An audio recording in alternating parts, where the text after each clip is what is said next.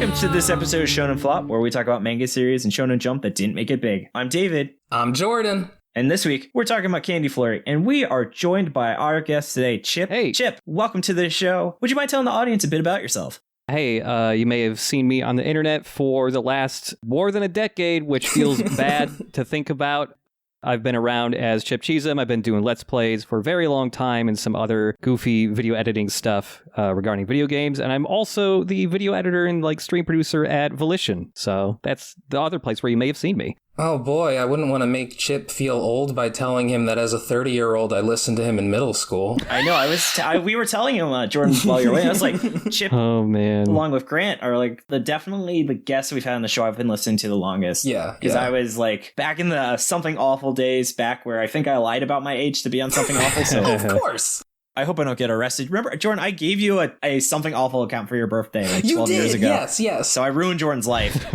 I got fed up with my name, so I changed it to a name that I thought was clever, and then discovered the reason I thought it was clever was because I accidentally took it from another Something Awful user who messaged me like, hey, what the hell? What the frick, buddy? Yeah. I just imagine people from Something Awful don't swear for some reason. The poo-poo, They're like, yeah. gosh, they talk like the principal from High School Musical, where he's like, what the frickin' heck is going on here? Well, yeah, David, clearly what happened was you've been browsing Something Awful without an account and have caught the lovely curse filter, which is why you think that, right? Oh, wow. That could be it. I did have an account. It was called Ghost Detective. Jordan, you actually remember that was a webcomic idea I had about a detective who was a ghost. Yeah. Named Ghost Detective. I remember more about that than you think, actually. Oh, God. Wait, one of these days we need to, as Patreon, just talk about some projects like Cracker Fist and White Lightning versus the Space Draculas. These are all amazing ideas that we came up with in high school. Just real, yeah. If you can't tell, they were thought of by high schoolers. I know this may shock you. But you know what else might shock me is talking about this series. So why don't we go into the manga details? That pun would have made a lot more sense if this was Red Sprite, but go on. Can I offer you a cranberry Red Sprite? Mm-hmm. That was so close to being the cover art. Was LeBron James. But there is actually, listener, if you look at the Red Sprite art, there is actually a Sprite can hidden in it. An Easter egg. Cover art for this one will be really fun. Chip, I can send it to you afterward. Much like, remember when Jennifer was like, I know what I want to draw for double arts. Shannon was like, our current artist was like, I know what I'm going to do. And I was like, all right, why don't you draw that and what I suggested? And you could tell the level of effort was way higher in her idea. And I was like, just do it, because you're going to definitely phone it in, which is fair, because you really, really want to draw Pretty Cure, but I just don't know anything about it. You'll have to be a patron if you want to see what the other idea was. It was pretty sweet. That's a fitting word. Hey. We'll just have a drinking game for this episode. Just drink whenever I make a really terrible candy pun. Oh, I'm going to get so wasted. Yeah, you're going to be snickering the whole time. Hey. Oh, okay. bazinga. All right. But anyway, speaking of clever jokes, this series name is apparently some sort of really cool pun, which means candy fall. It's one of those things where you just can't translate it. So it's unfortunate. Tucker, thank you so much for pointing that out. I really appreciate it. Tucker, for reference, Grant. Sorry, not Grant. Chip. My apologies. I get my internet legends confused sometimes. Chip, sorry. We have a friend of the or someone who works on the show, Tucker, who actually provides us with information like translation notes, how to pronounce names, just because he was really fed up of how badly I butchered names. So he was like, I will give you guides to how to say these character names. Right. So he is absolutely fantastic. Candy Fall is my favorite Elder Scrolls game. Yes. But this series was created by Takegushi Ippon, who wrote it, and Mitarashi Santa, though Santa's real name is actually Sugiyama Yuta. But as far as we're aware, neither of them have done anything else. So this was actually quite an impressive first series, especially compared to some other first, Oh, God, yeah. Chip, I don't know how well versed you are in manga in particular, so I can tell you if there's any famous authors that we have actually read the works of before they really made it big, if you're curious. I read manga, but I'm not so into it that I have super extensive knowledge about, the various authors and all that. So I have a lot of gaps in my knowledge. So just for an example, some of the bigger series, we read one of the first series by the person who made JoJo's Bizarre Adventure, Black Clover, and My Hero Academia. Okay. I don't think we liked any of those 4 manga that we read. No. Cool Shock BT was interesting. Cool Shock BT was both good and bad in a very JoJo way, Yes. it was really cool to read as a fan of JoJo, but no, the guy who made My Hero Academia, his first 2 projects were just worse than this, just straight up no. And not to brag, Jordan literally said in our Chibi episode, the protagonist of Hungry Joker is probably the most irritating protagonist, the protagonist he would least like to go on a date with. Now, hold on. Wow. That was made by the guy who did Black Clover. But which is one of the things I mentioned. Oh, okay. I missed that part. But yeah, no, that guy sucked. He wore a face mask on his chin What? for some reason. And this was way before COVID, so which is good, I guess. Right, he did, didn't he? Anyway, so this ran from April 19th, 2021 to September 13th, 2021, making this the most recently canceled series in Shonen Jump. And I believe it was canceled to make way for PPP, which we actually have a bonus episode out about our impressions. It is literally, Chip, about a person who is an octuplet and he is the only one without musical talent, or does he? You'll have to read it and find out, but you shouldn't because it was really shitty. Sorry, definitely I'm feeling the tiredness from this weekend. It was a good wedding though. Congratulations, David. Thank you. Yeah. David didn't get married. This was not him. Let's move on to the push. Yes. By the way, Chip, just a heads up, we do fully edit it. So if you ever feel like you need something to be scratched or you want to re-say something, no problem. I can always just edit out the prior audio. So don't feel like you only have one shot at saying it. Sure. Okay, cool. Say all the slurs you want. We'll just cut them out. All right. Nice. Here we go. Oh no! What have I done? No, just eventually, Chip, why did you say that? That's not okay, man. We just insert like a bunch of clips of us going, no, Chip, no, don't say that. You never want to meet people that you looked up to in any way on the internet because they will always let you down if you meet them. Yep. It turns out Chip was the actual writer of Tokyo Shinobi Squad. Oh, which was a really, really racist manga we read.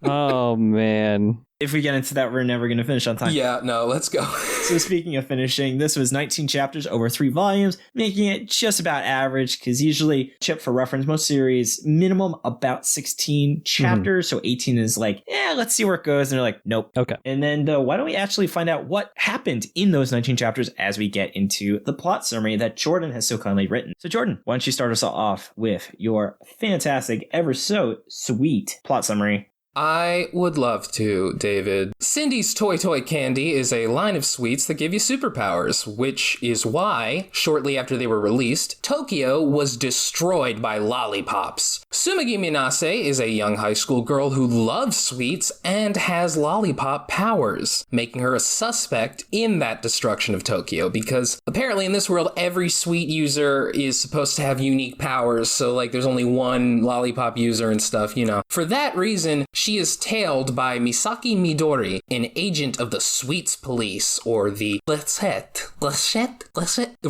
Tsumugi saves his life, revealing her secret but gaining his trust. Soon, however, after being defeated by a much stronger Recette agent named Irie, who uses ice cream powers, Tsumugi reveals that she wants to be a Recette agent to track down the evil lollipop user, and Irie agrees, challenging her to complete the training. Popcorn, David. Tsumugi gets paired with Umiino, the cowardly son of the chief of Resetting. The exam is attacked by popcorn and bubblegum users, respectively, who work for the lollipop user. Tsumugi fights them off, but the group then attacks them at school, trying to defeat Irie and Misaki, who they think is Tsumugi. Tsumugi fights them off, but the group then attacks them at school, trying to defeat Irie and Misaki, who they think is Tsumugi. Popcorn, Chip. Tsumugi and Irie successfully defeat them, but the Recette show up to take everyone, including Tsumugi, in for arrest. When suddenly Amato, the lollipop user who attacked Tokyo, shows up to destroy them, Tsumugi is losing until she turns her lollipops into fucking Gigantor and defeats him. Amazing. Right? 2 years later, Tsumugi is a member of the Recette, and Toy technology is in the hands of the government. Don't worry about it.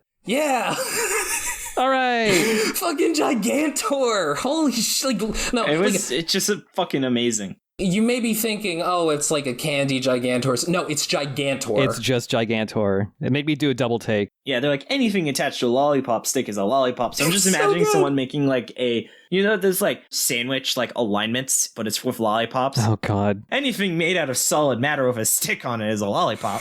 It's like, is a hot dog a sandwich? Is Gigantor a lollipop? Yeah. Oh, great. Oh, man. Now we have to make one of those for this series. I'm back on board with these really boring arguments that people have in offices. As long as I can bring in the Gigantor factor into it. It's Gigantor a sandwich. Well, boring conversations are less boring when you're talking about like Japanese giant robots, like something like Gigantor, Voltron, or some shit. That's good. That's very fair. It's a shame that most people won't engage with that at all. It's a shame because it's a lot of fun. Breaks my heart. It's why normies are the worst. Ah, those normies. It's your fault Candy Flurry got canceled. Someone said the term normie at my friend's wedding on Saturday, and Rachel, my girlfriend, was like, what's a normie? And I was like, someone who is not me. Hey. It's true. So let's get into the characters then. So I'll just start off things with the main character, Tsumugi Minase. So normal high school girl, loves sweets, but also has superpowers where she can control lollipops. What a lollipop is, as you see, changes based on the nature of the series. She has to keep it a secret for most of it because she has a, I guess, rival who has identical powers, which violates the power system. Chip, are you familiar with One Piece at all? Only very passing out. So I've been intimidated by One Piece because... Over 1,000 chapters? Yeah, I saw a few episodes of the 4Kids version when it first came out 20 years ago or whatever, and I was just like, I don't like this. And then everyone kept talking about how good it was for the last 20 years. I'm like, oh, I guess it is good. I'm scared to start it, though. The 4Kids dub is the reason why Naruto got more popular than One Piece in the US. Like, I swear that's like the only reason. Okay. Oh, it's 100%. But the main reason I bring that up is just One Piece has a power system called Devil Fruits where there's a bunch of fruit and you eat it and it gives you a power and no two people can have the same power. Right. I wonder where the series got that idea. The series basically tells you that it's from One Piece because one of the big things with the naming conventions of the fruits is that it's all like the gum fruit or I forget all the other fruits. Yeah, like the dice fruit lets you turn yourself into weapons. The flare fruit lets you control fire. Yeah. And they started out by going, the toy candy gives you superpowers. I feel like it's so blatant that like that's the author telling us, yes, I know this is One Piece. Let's just move past it. You get it. I get it. Okay. Yeah. Otherwise, though, she is very nice and wholesome. She takes care of this pig dog thing. Just a nice person, really caring and wants to make a difference. But it's really interesting how she really is in this unfortunate situation where she just by chance is the one person in the world that has the same power as someone else. And so it means she can't do any good because they even talk about how there's only 5 people in the entire org that likewise have candy powers. So she would have been an extremely helpful asset if she could have joined them if it wasn't for this big issue where everyone thinks she potentially killed hundreds of thousands of people. One of the things I really like about the series is how all the characters are basically teenagers. And in every other series, like a teenager in a manga is typically like Jotaro. Like, oh, he's not a teenager. He's like clearly a 27-year-old man pretending to be 15. But the teenagers in this series feel like teenagers because they're dumb in the way that kids are dumb. It's been a while since I read it, and I've kind of cooled on it after a while, but it does remind me of how, like, goofy and stupid a lot of the kids in My Hero Academia can be. And I'm probably going to bring up that specifically a couple times because, well, I know that a lot of shonen stuff and manga have a lot of tropes that they share between them. There's just enough things in this that makes me think that was a big influence for this specifically. Oh, absolutely. Absolutely. Yeah. I got a lot of My Hero Academia vibes from like a few things. Yeah. I completely see where you got that from. What I like about her is that like, she's not like a genius. I describe Hunter x Hunter as a manga where everybody is a fucking genius. Yeah. And she's just kind of clever and like has her wits about her in like a realistic way. She's cute. She knows she's cute and she uses the cuteness to get ahead in life, you know? I mean, that's the problem with the series jumping is that they couldn't show her playing around with her powers and evolving. It's like, imagine One Piece where, so for instance, Chip, Luffy, his ability is rubber, and over time he really plays on it. He's made of rubber. How did that happen? So like one thing he does in the series is he's like, wait, my entire body's made of rubber. That means my blood is rubber, so I can actually over-oxygenate my blood cells because they can stretch unlike a normal human. I can increase my metabolism to move faster, which doesn't make a ton of sense, but there's enough suspension of disbelief where you're like, sure, in One Piece world, makes sense. He can do that. So that's how he gets super speed, which is why the ending... Sorry, continue. Oh, I thought you were about to reveal the ending of One Piece. Oh, no. Sorry, Stephen Paul, official One Piece editor. He's unfortunately not on the show, but we'll see if he can tag in. But yeah, so just like that evolution where she's like anything with a stick. I think if you had 2 years of build up to that end moment, it would have made total sense. And so it's clearly the author knew that was an area he wanted to play with, which is just unfortunate. The series did end really before you could see that little maturity. It's like how with Iron Knight, the main character evolved his powers way too fast. It's like the second chapter, he's already playing around with what his powers mean. And I'm like, you haven't even shown us what you can do with the fundamentals. And now you're showing us rule breaking, which is really frustrating, which is also one of the reasons why fucking Build King is the worst series of all time, where the next chapter they talk about exceptions to the power system. You didn't even show us the power system being played straight before showing us exception. Oh god. It's like, okay, now look, you know how this is a black and white manga? Well, it turns out that like every one of us have powers that are linked to a color. Then like the next chapter, it's like, oh, I don't have one color, I have rainbow. What? That's some elementary school playground crap, right? It's terrible.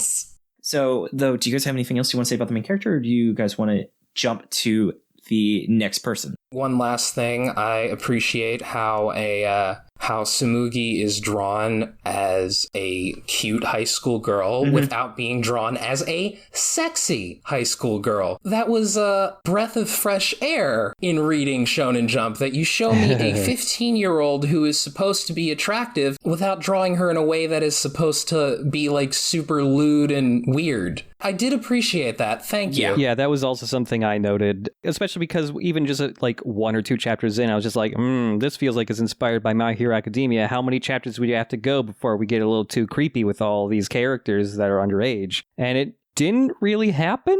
Right? Like how My Hero has that one character where they had to censor her outfit in China because it's too revealing, and this character is 16, which makes you think maybe this character should just have not had an outfit that looked like that. Totally. Chip, do you mind going into, I guess, your thoughts of the secondary protagonist, Misaki? Yeah, Misaki Midori. So this character shows up and is part of the Sweets Police, also known as Reset. The Sweets Police fight with... I actually like this aspect. So they fight with giant utensils. He has a giant fork. Other characters have different food utensils. And it's not just like a normal fork. It's like a really fancy like fork. Yeah. He sucks at school, hates sweets. He saw the destruction of Tokyo when it was annihilated by lollipops. The devastation. The devastation of Tokyo. Lollipops are very clearly a metaphor for nukes. Much like Godzilla. Oh, yeah. And Misaki was another character that I thought was fairly solid and I enjoyed, despite not having a huge amount of time with them. So every character, Misaki included, has like a couple gags associated with them. And they're all pretty decent gags, I think, that maybe happen a couple too many times without changing up. But this manga does feel, especially with like Misaki and a couple other characters, that is trying to introduce certain tropes that you are used to and then maybe kind of twist it just a tiny bit and have something happen that you weren't entirely expecting. Because when you see Misaki first show up, I thought he was going to be the really cool kick-ass police guy who is, has had the practice and training that the protagonist doesn't, and therefore he's more powerful to start, but he's eventually superseded by the protagonist just because she's got the raw talent or something like that. No, he's not great. You think he's going to be like Suzaku or whatever from Code Geass? Is that his name, David? You would know. Yeah, that's sure. I haven't seen that series since high school, speaking of high school. Yeah, I think the last time I saw it was at your house. Jordan really peaks when he comes over to my parents' house. It's just when a lot of our stories align, David, Our origin. But yeah, so as you were saying, though. I like Midori. He's like too good for his own good, and he's also stupid. In like there's a moment where Irie is like asking him to accompany her very clearly because she's trying to suss out if Tsumugi is the lollipop user or not. Yeah. And Midori like completely agrees to it, completely oblivious to the obvious situation where she's trying to do this. Yeah. But my favorite thing that happens with him is that in order to throw the Reset off of her trail, Tsumugi just says that everybody who she defeated was actually defeated by Midori, so everybody just starts thinking, oh, Midori, you're amazing, you're really He's good. He's the best. I wish I was Midori. And he just feels so guilty about... It's a pretty solid gag, and they played up more by having him get into a fight with an enemy that is very, very powerful, and everyone is watching him in this fight. It's like, oh, yay, Midori's here, and he just gets rocked in one punch, and even the bad guy is just like, what? The bad guy starts, like, standing up for him. Yeah. It's good. I've just realized, have you guys noticed that I feel like this series is like one of the dumbest average intelligence of everyone in a setting? Like, I'm pretty sure everyone in this series probably capped out at like a 95 IQ. There's a lot of critical thinking that, like, if characters were doing a lot of this plot wouldn't work. Yeah. That's what I'm saying, though. They're dumb in the way that like teenagers are. Like, they're not stupid. They're just, like, very immature and beholden to their immediate emotions. So instead of Hunter x Hunter, they're dumber. Yeah. Dumber x dumber. A lot of these characters clearly don't think things through all the way. Like, they have a good idea or something, but they don't reach its logical conclusion, so they end up doing dumb crap. I want to bring up my favorite gag with Midori, actually, is the bit where he's trying to stand up for Tsumugi, who is being asked out by a guy for like the 37th time, and he's really far away down the hallway, and he's just like, hey, she said no, hold on, and he just like walks down the hallway because he's such a goody two-shoes that he won't even run, even though he's yelling real loud. No running in school. Yeah, no, he's not going to break a rule for this. Come on. That gag was pretty decent. Very stressful power walking. Yeah. Oh, he's great. I like him. What's that movie where it's like the principal is like trying to catch someone, but he doesn't want people to know it, so he's like running, and then when he walks past the classroom, he walks, and you just see him running, stopping. It's like that scene, but I can't remember to like me where that's from. Yeah. Someone in the Discord that's listening, it's sadly we don't have our person in the chair, T Wolfwood, who as a patron, he listens to us record our chibi, so he gives us like notes during the chibi if we forget something like that. He's our producer. Except he pays to be our producer. Yes, he pays to be our producer. But why don't we dive into Irei, which I think was definitely one of my favorite characters. But Jordan, I'll give you the honor as my beloved co-host that doesn't have to pay to be on the show yet to talk about her. Oh, thank God. Can't afford to be on here. Irie is like a super powerful reset agent. Like Misaki is 1 star. She is 3 star. Like, she is actually stronger than Tsumugi is. Yeah. But her whole thing is that she has ice cream powers. Sorbet powers. Oh, sorbet powers. I apologize. Which makes a lot more sense with how she was using it. Yeah. Oh, what is it? They say she's one of the 5 Stella Entrement. Like, I don't... There are 5 reset agents that have food powers, and she's one of them. Oh, what I love about her is that the series keeps being coy about whether or not she's actually really good at her job. She's really dumb and forgetful. Except when she isn't. Yeah, or is she? Tsumugi is constantly like, oh, she's really good at this. Oh, wait, no, she isn't. She'll just like forget her backpack at headquarters or something when she was supposed to. There's one moment where she's sitting there at she's sitting at like a table and they're discussing plans. And she's like, I see. And then you find out that she's just fallen asleep. Yeah. I think the very first instance of that joke is still one of my favorite ones, which is just that she's getting introduced for the first time talking to someone else from her set, and she is clearly drawn in the way you expect her type of character to be drawn, where they're usually a little bit more in shadow. They're drawn with like the camera kind of lower and looking up at them. They have their chin tilted up. They're looking down at you. She does Gendo Ikari face from Eva. Yeah, and there's a good bit where she seems like super confident and maybe even like a little crazy. And then there's just like a panel of whoever she was talking to looking at her feet. She's wearing mismatched socks, and they're just like, it's called fashion, honey. Yeah, did you know that you're wearing the wrong socks? And she just goes like, pushes her glasses up. I forgot.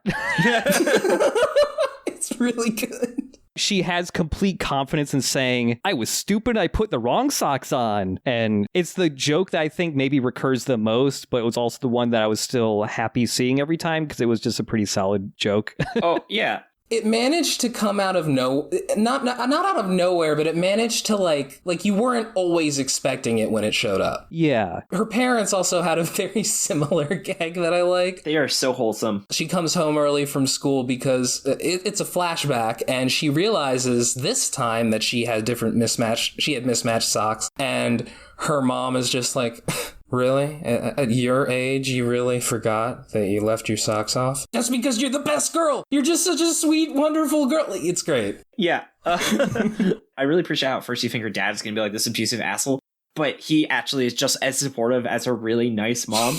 Yeah. She definitely has probably the nicest overall parent. That's great. We have people like standout dads, but I don't think we've ever had it where both the mom and the dad were just really nice parents. Mm-hmm. Well, I mean, except for, that manga, David. High School Family is what I was... But that's not a failed manga.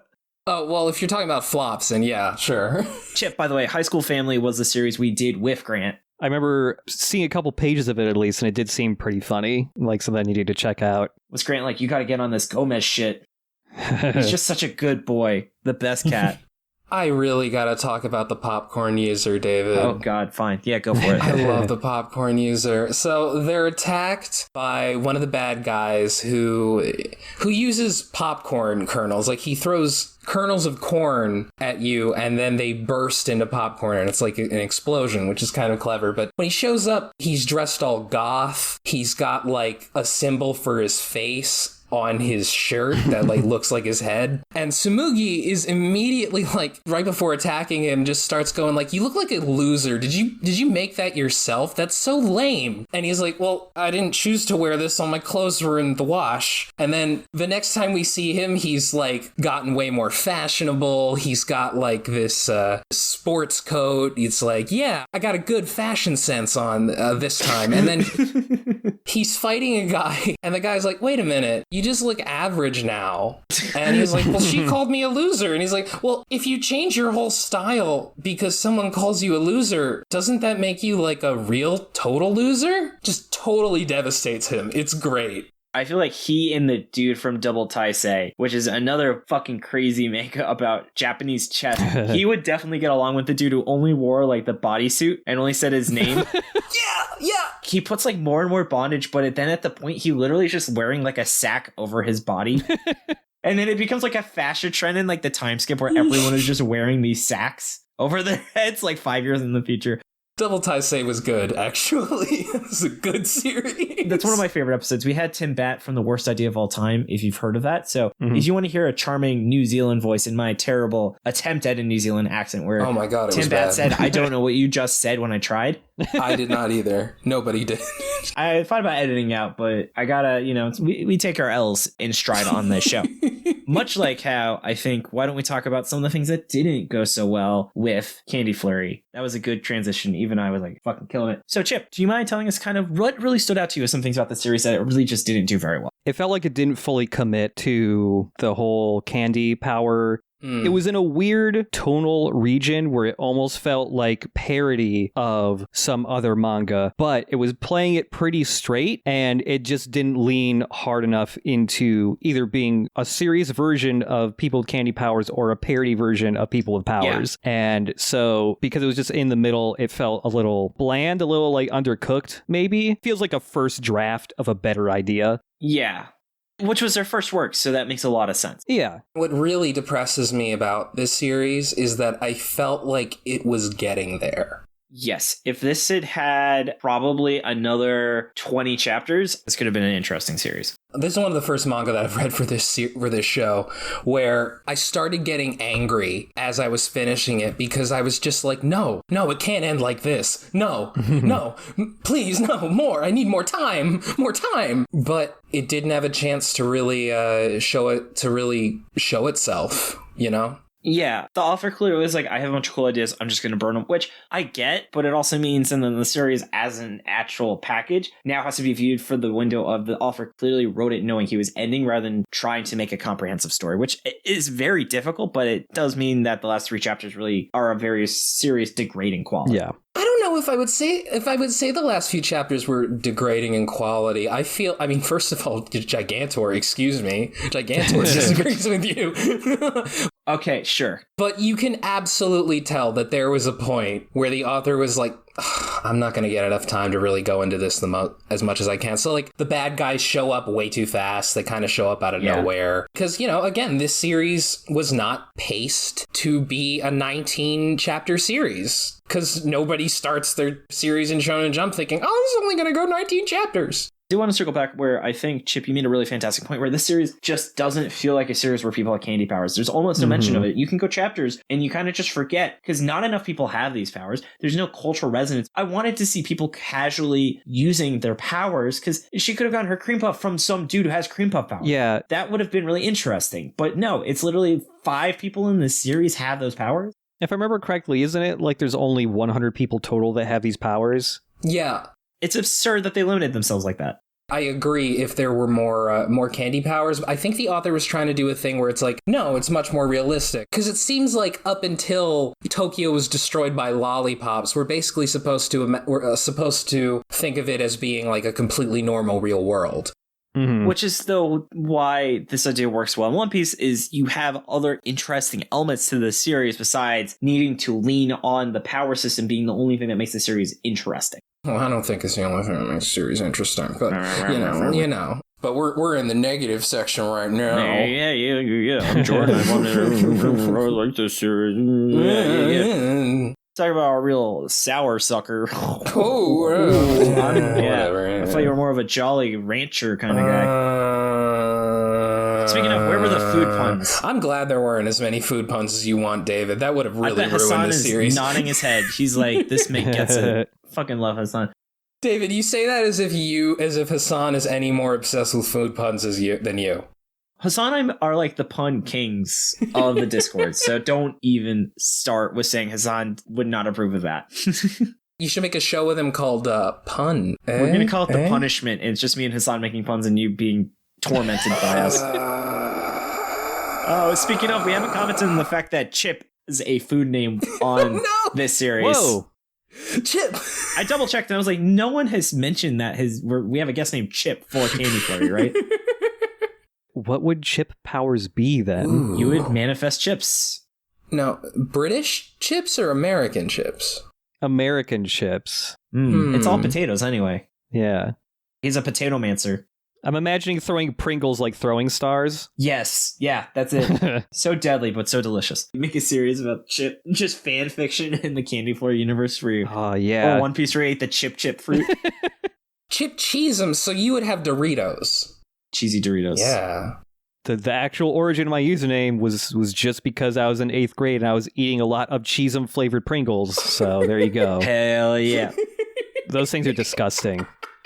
Anyway, though, my last note is I still also feel like I know this series lampshades manga, like it's a soft parody, but I just didn't think that it was a good cover for the fact that sometimes the writing was just very fast paced and very disjointed, where characters would kind of just say an idea to advance the plot, but it didn't feel like they were organically having a conversation. And people would make fun of that. Or like, you're just saying exposition. I'm like, that's great, but you can't use that as your crutch as much as you are to excuse poor writing. Look at the parody style of, say, Scary Movie versus what's like a Black Dynamite, where Black Dynamite is a very well-made movie, but it is still very much a parody of blaxploitation, while scary movies are really kind of almost like sketch comedies where they just stack jokes on top of each other without actually making a comprehensive movie. Mm-hmm.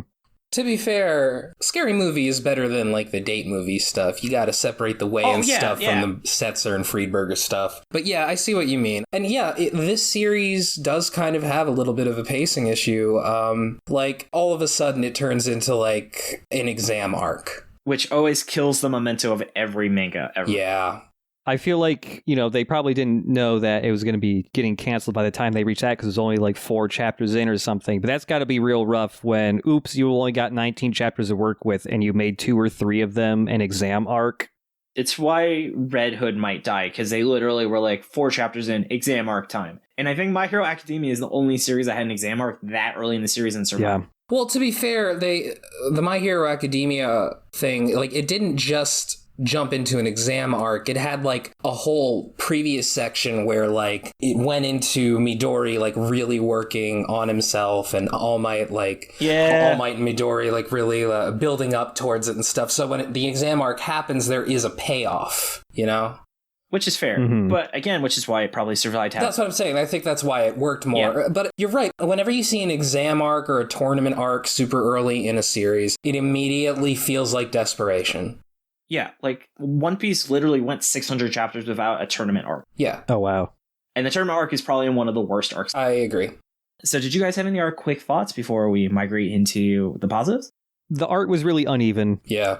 There were some times where I thought the art looked pretty, either just okay, and then there's a couple panels that I actually kind of really liked just from the layout of that, like the action they were showing. Mm-hmm. But yeah, a lot of the times it was just people, their heads were a little big and their hands were a little tiny and they're in like skinny little fingers. Very tiny feet. Basically no feet. Just feels like an artist that needs a little bit more experience under their belt, really. Yeah. Either that or they were drawing it real fast. Well, based on the manga schedule, I wouldn't be surprised. But yeah, they kind of look like bobbleheads as we talked about in the chibi, so I won't go over that again. But that's a really great point about the art as well. Mm-hmm. I have mostly positives to say about this, so I'm good to go into the next section. Why don't we get into the sweet parts of this series as we talked about what it did well. Take a look, it's in a book, Candy Flurry. Hosted by Jordan, who's leading this section. One of the issues that we brought up is how the series kind of walks this fine line between being like an out-and-out parody and being like a serious action thing. I actually think it does a good job there. I see why it doesn't appeal to as many people. If it leaned into a gag manga, for instance, then more people would know what to do with it. Like, I think that might be one of the bigger issues with it, is a lot of people didn't know what to do with it. But regardless, I really liked what it was doing. I thought it was very interesting. It was very campy, and not in a bad way, not in like a so bad it's good way. I mean, it was just like, it cared way more about the characters than the world, and I think that really works for me. Like, that's why I think that's why I liked ITLC when you didn't. Yeah. All I need for the world is that, like, oh, it's just kind of a heightened, weird place where funny things happen. Like when the Gigantor shit happened, I completely accepted it because I thought it was really funny. Yeah. I accept a lot of the other shit that happens here because it's funny. I really liked how flawed and stupid a lot of the villains were. It made them weirdly sympathetic. Like, they're the bad guys, but like, you can't really hate them. Like, they're not bad people. It's like that Zangief clip from Wreck-It Ralph, where like, just because you are a bad guy does not mean you are a bad guy. Like, that kind of thing, you know? Yeah, I mean, everyone was just goofy. Like, it's weird that the series like starts with like hundreds of thousands of people, and the rest of the series is very like low stakes, goofy, and it's a very strange element. But I know we're in the positives, so strange doesn't mean bad. It just means kind of strange, you know? Yeah, you committed genocide, but you got to look at inside of who is the bad guy. Well, hey, at least the bad guy was still the bad guy, you know? That's true. That's true. You could easily make any one of these characters cry by just making fun of them too much. Like, all of them.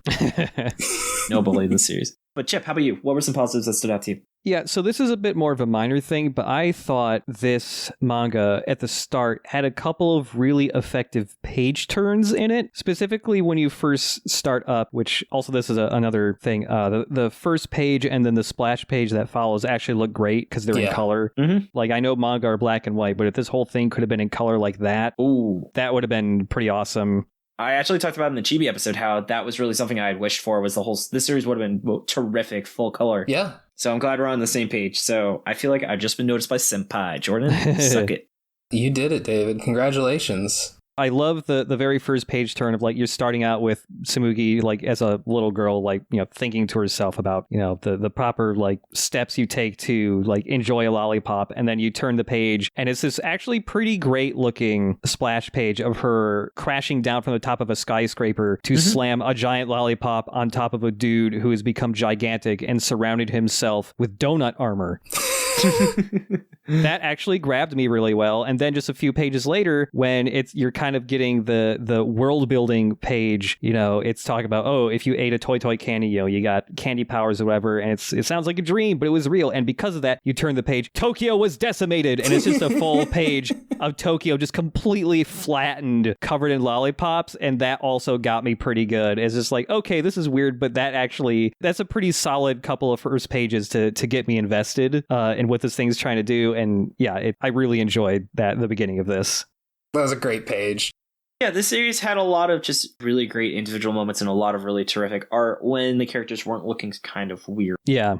I will say I do like the general design is very simplistic. The actual rendering is a little bit shaky. The artist absolutely could go back and like it does kind of look like first drafty in a lot of ways, but like the way that they're drawn, I feel is itself pretty expressive, and I think it works well with this with the tone that the series is going for.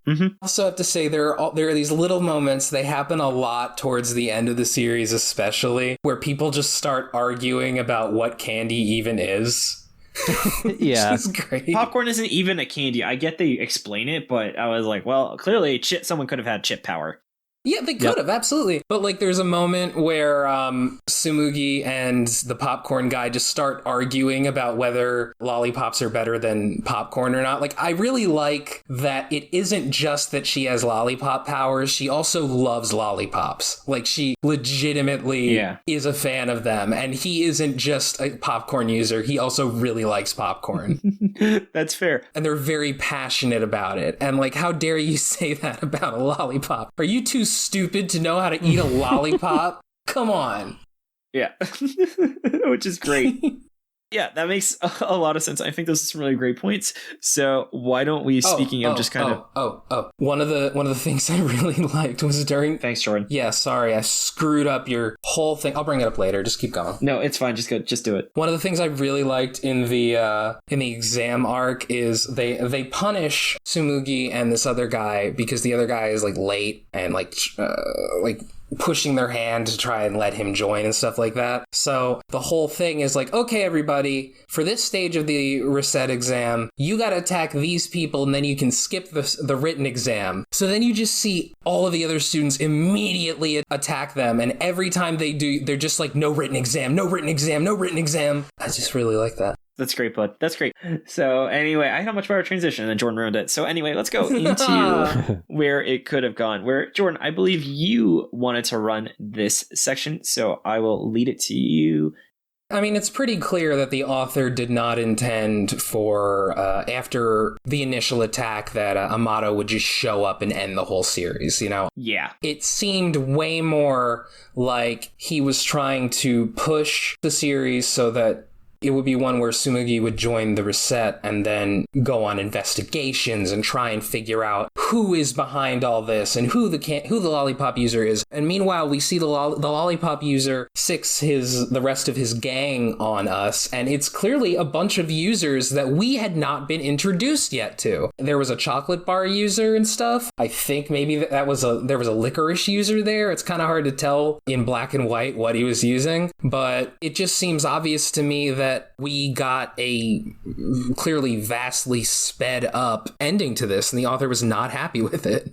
I don't blame him. Yeah, I totally agree. I think as we talked about, I really wanted them to go all in with the candy stuff. Yeah. I think My Hero Academia, but everyone's candy powers would have been cool. Just show people casually using it, show cultural change that people have candy powers, and then also have an arc before the training exam. Not that hard. Have some bad guy or something like Naruto had a really awesome arc before the training exam, and that's why people didn't care that they had a training test as their second, because the first arc did everything you needed out of the series before they had the test arc. Yeah, just felt like that training arc was just like, well, how do I introduce the, dozens of other characters I've thought up that will be the supporting cast? I know. There were a couple really, really minor characters that had shown up throughout this thing that I did kind of want to see where they would have gone with them, because there's definitely a couple characters you could tell was like, oh, that's supposed to be kind of the Bakugo of the group. Oh, that guy, yeah. I totally agree. That one Umino guy who was like crying because he tried to look cool and failed miserably. Yeah, he definitely would have played a much larger part in this series. I did like that gag of him trying to be like almost self-sacrificing, but it was actually just a ploy to get a girl he likes to see him on a security camera to think he was cool. And the camera was broken anyway, yeah.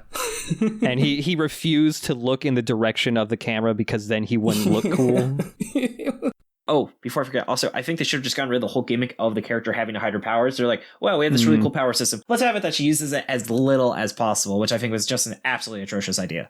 I didn't have an issue with that idea because I felt like it worked fine in the tone they were doing. I think that if they were doing a series where the entire world was much more based around candy powers, then I might agree with you. But since it was a lot rarer, a lot more of a special thing, I feel like if she was using it all the time, it wouldn't be as interesting. Like, there are moments where when she shows up and she's got the lollipop out, it's like, oh shit, it's on. Fine. Fine. All right. Chip, how about you?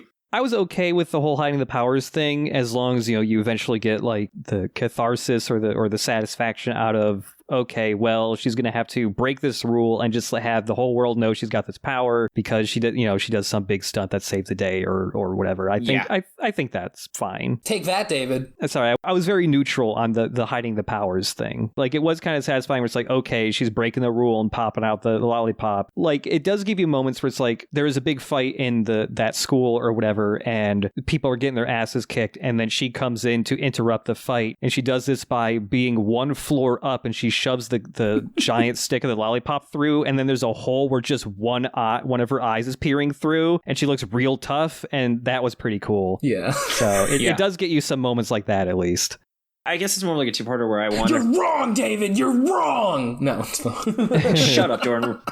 Yeah, I mean, it's also like I wanted them to be more expressive of everyone just using their powers. So that's, I guess, kind of a two-part where I wanted both a world kind of like MHA with My Hero Academia, so then she didn't need to be so restricted for her powers. Because I actually, to be honest, I forgot that it is built in the series. Very few people have these powers. Yeah. But I think that are some great points. So why don't we just go to miscellaneous thoughts, and then we can start wrapping this episode up. How's that sound? Yeah. So Chip, take us away with your miscellaneous thoughts.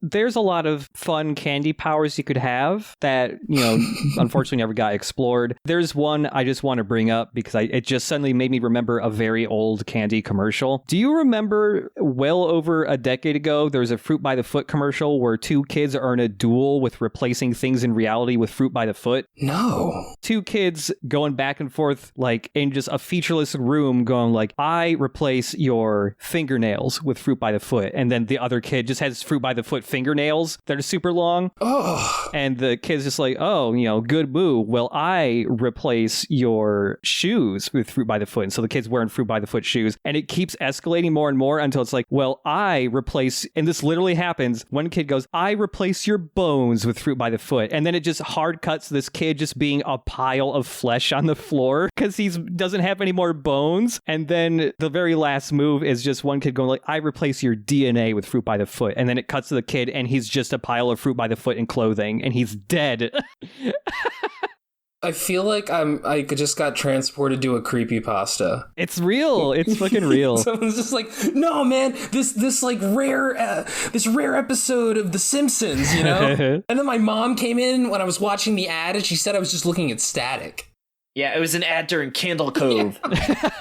People remember, but doesn't actually exist. Chip, actually, that's a great segue because I personally had a similar thought where I was thinking of another commercial, the Skittles Touch, and I realized no one had this power. There literally was a commercial about someone having a candy-based superpower, but no one in this series fucking could turn things into Skittles. Oh. And I don't know if that commercial was in Japan, but I was like, fuck, dude, that's literally your entire plot of the series. Oh my God. Didn't God. reference it once. If you wanted to lean slightly more into like the parody of it, whoever has the Skittles touch would be just the Tomura Shigaraki character from My Hero Academia. Yeah. I mean, you could make an entire manga just with powers from candy commercials, actually. Yeah. You eat a gusher and it just turns your head into like whatever fruit that you just ate. Oh, God. Oh, man. Oh, my God. They all look so horrifying. There's a Capri Sun person. There's a really great parody of that where it like goes really wrong, and I didn't realize it wasn't the actual commercial until like it started getting like really violent, and I was like, I know what you're talking about. I gotta see that. I don't even know if we should talk about any of our miscellaneous thoughts because this is just a really great area. Oh, I'll say one last one. I was really hoping there was going to be like a special ops team that uses chopsticks as their utensils. Oh, man. That would have been good. Because originally I was like, oh, maybe there's like an Eastern branch where I'm like, wait, this is set in Japan, where that would be the people that would use chopsticks instead of like knives and forks. Instead of the SWAT team, they could be the chop team. Man, I do want to say I noticed one thing while I was going through the series. At one point, somebody is sitting on a box that has the Coca-Cola logo on it. Yeah. Which made me think like, wait, is there a soda user in this world? Definitely. By candy, it's really just shorthand for junk food. There would totally be a Reset agent with a straw. Yeah. Do you think the head of Reset has like diabetes and that's why they hate people with the candy power so much? Oh my god, who is the diabetes guy? Wilford Brimley. Wilford Brimley, yeah. Wilford Brimley is the final boss of the series. There was a surprising lack, I think, of Japanese snacks. There wasn't really any like Pocky or, seaweed or base stuff or anything like that, which I thought would have shown up. But I'm just imagining somebody like a Green Arrow type person who reaches into his backpack and just pulls out Pocky and he uses it with a bow. Yeah. No, this is good. This is good series. God, you know what else is good? Us giving our final verdict. So why don't we turn to that? Okay. Now that we've moved into the final verdict, let's get into our 6-word summary, where we actually have broken a record for the most fan-submitted 6-word summaries, including someone who isn't even in our Discord, Jordan. Ooh. So for those who are unaware, we take fan 6-word summaries. All you have to do is just comment on it in the Discord when I'm like, hey guys, I'm taking 6-word summaries. So if you haven't yet, there is a link to the Discord in our show notes, or you can find it at Linktree. Mine, personally, was sweet, but with a lackluster filling. Okay. All right. Mm-hmm. Jordan's like, all right, yeah, you sure, bud. Mm-hmm. How about you? I'll do the fan ones after you guys. Mine is, how is Voltron not a Snickers? I think I posted this on Twitter when I wasn't even reading it, how I feel like Three Musketeers to Milky Way to Snickers feels like a Pokemon evolution line. Because they just get more and more complex as a candy. Yeah. But how about you, Chip? It's close, but no candy cigar. Oh, fuck. That's definitely the best That's one. a pretty good one. Oh, man. That's at a really high standard. Let's see how these fan ones turned out. The first one is from The Laughing Fool. Candy is dandy. Liquor is quicker. ? Then from T. Wolfwood. Lollipops are robotic mechs. Wait, what? Makes sense to me. Oh. Yeah. From Agpa. Sweet banter, but sticky everything else. That's a little gross. Sticky deeds done. Move on. This one is from the actual Candy Flurry Discord. That guy JDS. Unique premise, bad execution, cute art. From Coltreg, aka the master of the book club. This sweet sure does really suck. Hot take, but move on. Yeah. From Karimon Duskalas. Sorry if I butchered that. You know what you're getting into if you listen to the show. Lollipops really aren't that deep, bro. Disagree, but I respect your opinion. From Tucker, sticks to page, not your brain. I feel like Tucker definitely is like always gives us really good 6-word summaries, which makes sense because that was a good one. Yeah, Tucker's great. Yeah. From T Root, how many licks did it take? And Chip is like, holy shit, he was not kidding that he has a fuck ton of these. This is the last one though. From Daniel, a smashing theory. So he is, I guess, plugging his podcast by giving us a 6-word summary. That's a 400 IQ move. Hey, I was on his show. Listen to the episode I was on, guys. It was a fun episode. We talked about the Nickelodeon Super Smash Brothers game. Oh, that's right. I wasn't free for that. Yeah. I also heard that game is terrible. Is Donkey it? made a video where he was like really bad. Yeah, all my friends were like, Donkey's really right about this. But anyway, he said popcorn Bakugo. So there you go, popcorn Bakugo. So you were right on the money with that comparison.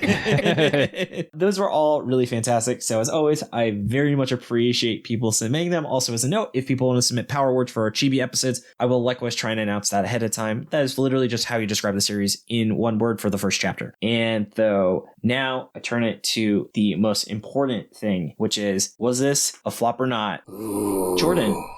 No, I don't think this was a flop. This is like, in my mind, the definition of not a flop, which is where, did it show off everything it could be? No, but it was on its way to getting there. I really enjoyed what I was reading, and I'm genuinely upset that it was canceled.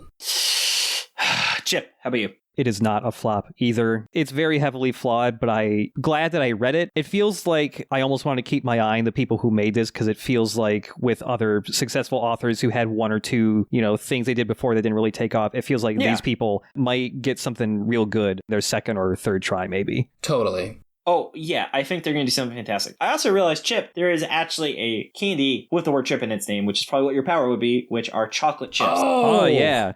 Yeah, we're just a bunch of goofs. There we go, duh. Yeah. Yeah.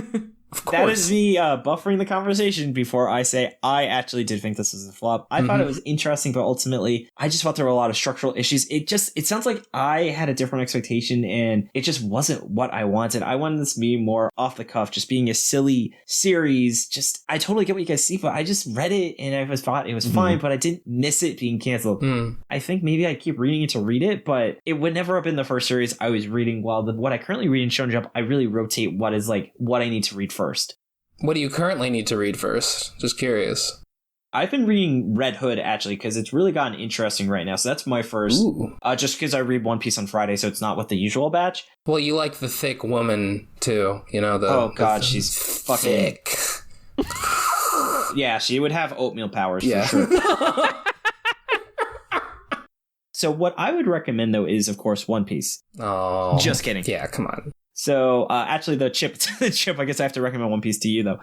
But if I was to recommend something that I would say 90% of our listeners haven't already been aware of, I am going to, I think, Jordan, for the first time, recommend a series we've covered. Do you want to take a guess? I mean, I'm looking at your notes right now and can see what you recommended, David. I didn't know you were going to ask me before I read that. Like, No, I'm just kidding. Yeah, I forgot about that part. So I am going to recommend Mora King, which was definitely one of our favorite series. I think it's definitely in our top 3. Yeah. It, I think, just plays this idea of being a manga parody a lot better with a funny gimmick where essentially bugs turn into humans and they have to decide who is the king of all the bug people. Okay. And it just has like a fuck ton of like anime and manga parodies. Like it makes fun of Dragon Ball Z, it makes fun of Bleach. And it's just really, I think, the level of parody I was hoping this series would have, which I guess is why I kind of feel disappointed by Candy Flurry. And you also learn a lot about bugs. You get a lot of bug facts. Oh, man. We do.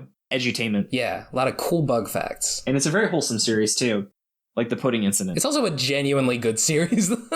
Yeah. It's very short. It's roughly, I think it's a little bit, maybe it's one more volume than this, but it's definitely a fun read. Yeah, Mora King is one of the series where, like, I was saying that Candy Flurry is not paced for a 19 chapter series. Mora King is weirdly paced perfectly for a 19 chapter series. Told the story it needs to tell. Yeah. So you don't feel like it just kind of ends when it should. It's like Time Paradox Ghost Rider, where I couldn't have seen it going for more than like an hour 10 chapters anyway. Yeah. And so Jordan, though, I guess, is this the best series that we've ever read? Obviously, I'm going to say no, but how does this compare, I guess, to like Mora King? No, I would say Mora King is still better, but I think that this had more potential. Like, as it is, yes, Mora King is better, but if this series had been able to go to like 40 plus chapters or something, I don't know. Yeah, and then Chip. So I will figure you probably haven't read a lot of the canceled series. Is there any manga or anime that you would say plays in a similar space that you really enjoyed before you read Candy Flurry? So I haven't read a ton of stuff, so there isn't anything personally I think I could recommend that also matches a similar vibe. But I will say that when I was reading this, it made me remember a manga that I think in Japan at least is fairly popular, Snack World. That sounds good. I don't know that one.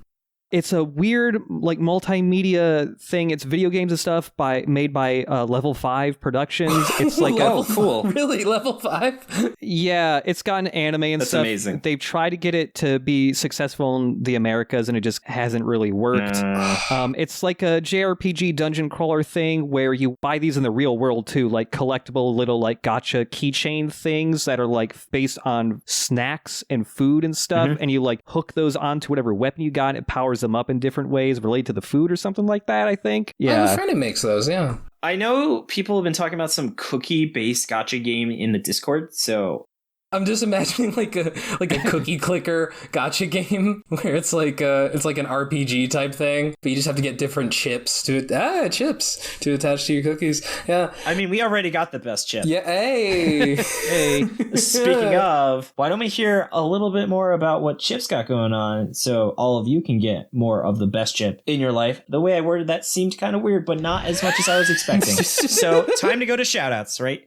Props to Jordan for making the opening and theme, being a great co-host and helping with the editing. Props to Shannon for the awesome cover art. You can find her online at illuminyatea, and Nigel for being our generous art benefactor. Thanks to Tucker for assistance with pronunciation, translation, other miscellaneous research. Thanks to Nicole, Miriam, and Audie for helping with social media. Thank you so much, David, for editing this podcast. Listener, David does a really good job. Thank you. Oh, thanks, buddy. Couldn't do it without you. Damn right you couldn't. Anyway. And then be sure to join the Shonen Flop Discord. Come hang out with us and talk about anime games or whatever else is on your mind. We have a book club and do regular movie nights. We're actually collaborating one with the Anime Out of Context guys. So it's like Dylan's a fucking legend. So are Shaman Rem. So I'm really looking forward to that. We're also going to have Cabot of Mystery, which is another really awesome podcast. So we're doing like a 3-podcast movie night. We had 12 people at the last one when we watched Black Dynamite. So that was why it was on my mind. And it was a really fun time. You can find a link to it, of course, in our show notes. Also, if you've been enjoying the podcast and want to help us keep growing, consider subscribing to our Patreon. We have a ton of awesome perks ranging from exclusive mini episodes, deleted scenes, and you can even help us pick what we're going to cover next. You can find that at patreon.com/shonenflop. If you're not ready for a regular commitment, consider buying some merch. We have a ton of awesome designs from the much requested Gomez Moon and Mashal Punching Harry Potter shirts, along with cover art from this episode, and a portion of the proceeds goes to the artist. And no worries if you can't help the show out financially. If you could like, rate, review, or share our show, it really helps us build our audience. Even telling one friend to check us out means a ton. You can find us on Twitter at ShonenFlopcast and our website shonenflop.com. We're also on Spotify, iTunes, YouTube, or wherever else you get your podcasts. But that's enough about our show. Chip, would you please tell the audience where they can get more of their daily chip in their lives? I've got a couple different things going on that you can check out. The biggest, longest running thing I've been doing that has been going since 2008. I do Let's Plays. I do like high effort Let's Plays. I try to, document everything through stuff for Metal Gear Solid 5, which was the most intensive Let's Play I ever did. It was showing off the open world gameplay and openness of that game by showing off multiple takes of different missions, not every mission, but with different themed characters in which I kind of built a narrative around each one. It was way too much effort I put into that one. You basically make documentaries using games. They are like full-blown documentaries sometimes, I feel. They're not Let's Plays. They are Let Us Plays. Yes. I really thought that was going to be really funny. They're like Jordan's like you. It was not worth you interrupting me for a joke that shitty. It's okay, David. They can't all be winners. I know, just like you. But yeah.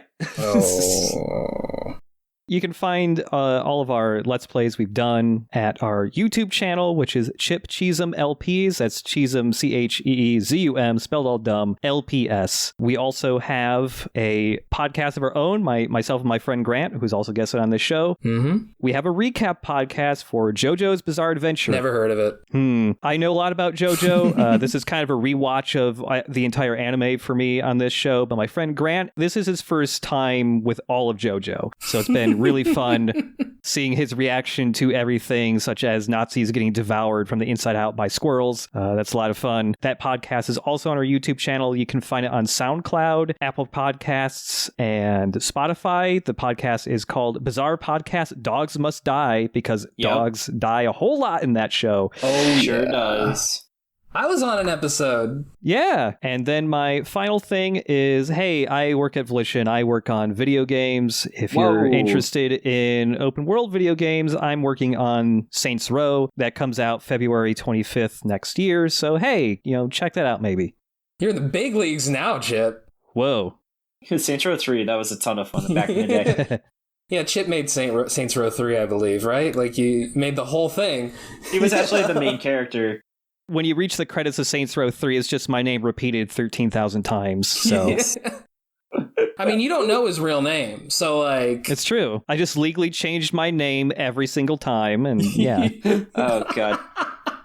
All right, that's enough of that. So just to give some general shout outs, I am going to play some promos, but I also want to, as I talked about, give a big shout out to Dylan from the Anime Out of Context show. They have an absolutely fantastic show. He is actually like the executive producer. He's usually not on the show, but you guys should really check him out. Definitely one of the people I most enjoy talking about because he's like another business-minded podcaster. So just want to give you a shout out, Dylan. Thank you so much for being an awesome friend and helping me a lot in my journey, especially because your show is way bigger than mine. So I really appreciate you giving support, like having us on the show, giving us shout outs, or just sharing the Big Tony story with the world. Yes. A lot of our success from our show would not be without the support from Anime Out of Context, which is ironic because they're like literally 20 times our size, so they don't need us shouting them out, but still, I really appreciate it.